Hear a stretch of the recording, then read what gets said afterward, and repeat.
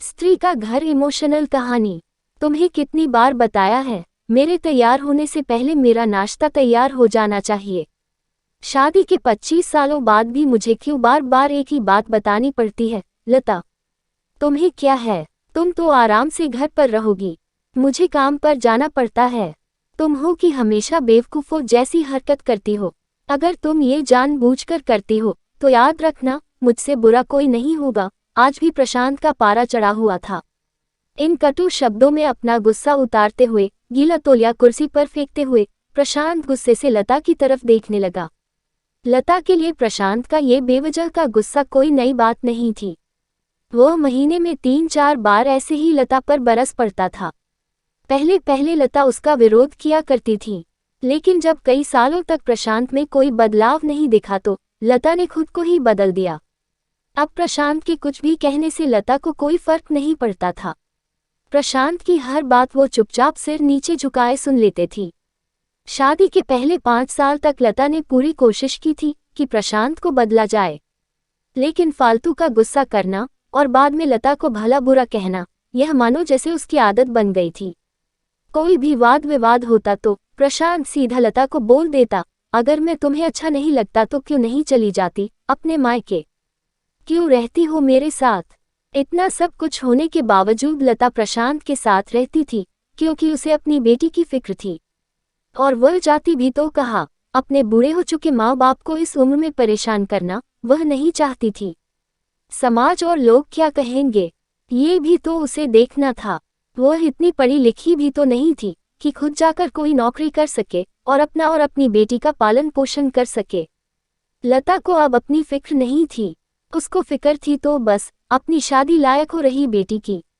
लता नहीं चाहती थी कि पति पत्नी के झगड़े की वजह से काव्या डिस्टर्ब हो। काव्या की पढ़ाई पूरी हो चुकी थी, उसके लिए अब शादी के रिश्ते आने लगे थे। कई रिश्तों को काव्या ठुकरा चुकी थी। 2-3 महीने बाद एक अच्छा रिश्ता आया। रिश्तेदारों और पहचान के लोगों ने भी लड़के के बहुत गुणगान किए थे। प्रशांत एक शाम अपनी बेटी के पास बैठकर उसे बताने लगा, काव्या बहुत अच्छा लड़का है, पढ़ा लिखा है, बड़ा घर है, बहुत अच्छी नौकरी है। ऐसे रिश्ते बार बार नहीं आते बेटा, इस बार मना मत करना।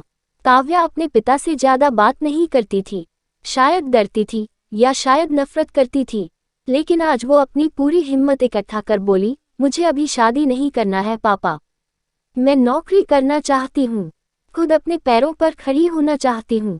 हाँ तो उसमें क्या बड़ी बात है, मैंने लड़के से बात की है, वो तुम्हें किसी बात के लिए नहीं रोकेगा। तुम शादी के बाद भी नौकरी कर सकती हो, वो तुम्हें नौकरी के लिए परमिशन दे देगा। प्रशांत बोला, मेरा नौकरी करना या ना करना उसकी परमिशन पर क्यों डिपेंड रहेगा पापा।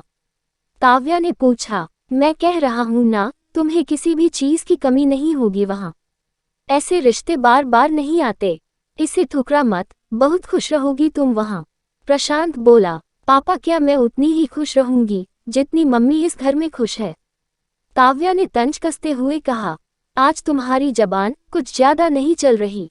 प्रशांत गुस्से से आंखें बड़ी करते हुए बोला, पापा मुझे शादी ही नहीं करनी है, क्योंकि शादी के बाद अगर वह लड़का आपके जैसा निकला तो मैं क्या करूंगी। मुझे आपके जैसा जीवन साथी नहीं चाहिए जो बिना बात के मुझ पर हमेशा चिल्लाए।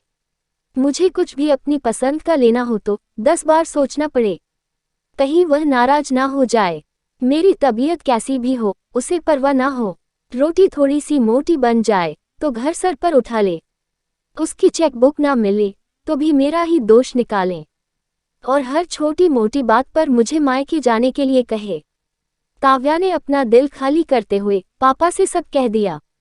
प्रशांत का गुस्सा 7वें आसमान पर था, लेकिन उसके मुंह से एक भी शब्द नहीं फूट रहा था। वो काव्या की बातें सुन रहा था।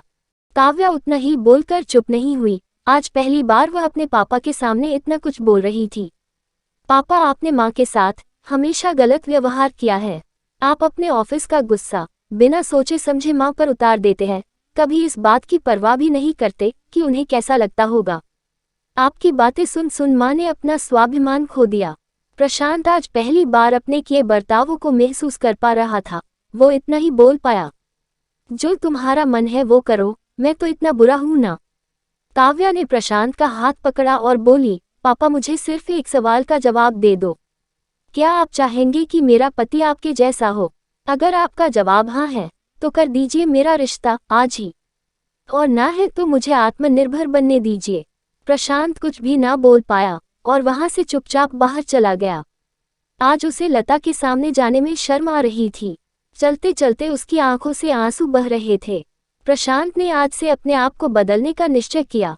अगले दिन से लता ने अपने पति में काफी बदलाव देखा। वो सोचने लगी कि जो हिम्मत काव्या ने दिखाई है, वो हिम्मत अगर मैं पहले ही दिखा देती तो शायद आज परिस्थिति कुछ और होती। अब काव्या पढ़ लिख कर अच्छी नौकरी करने लगी थी और 3 साल बाद उसके लिए एक अच्छा रिश्ता आया। और उसकी विदाई पर प्रशांत बोला, बेटा तू हमेशा खुश रहेगी, क्योंकि तेरा पति तेरे बाप जैसा नहीं है। प्रशांत की यह बात सुनकर लता और काव्या की आंखों से आंसू बहने लगे। दोस्तों, हमारे समाज में औरतों को भले ही देवी का दर्जा दिया जाता है, लेकिन वो स्वतंत्रता नहीं दी जाती जो उन्हें देनी चाहिए। उन्हें बचपन से ही बताया जाता है कि वह पराया धन है। स्कूल से आने में देर हो जाए तो पिटाई मिलती है। मोबाइल पर बातें करते हुए दिख जाए या खिड़की से झांकते हुए दिख जाए तो शक किया जाता है। माँ बाप का घर तुम्हारा नहीं है, पति का घर ही तुम्हारा घर है। जीवन भर यह बातें बता बता कर उन्हें ससुराल भेज दिया जाता है, और एक दिन किसी छोटे मोटे झगड़े में ससुराल वालों से उन्हें सुनना पड़ता है कि इस घर को छोड़ दो और मायके चली जाओ। अब आप ही बताओ दोस्तों, ऐसी स्त्रियों का सच्चा घर कौन सा? आखिरकार वह किस घर को अपना कहें? हमेशा की तरह पूरी कहानी पढ़ने के लिए आपको धन्यवाद।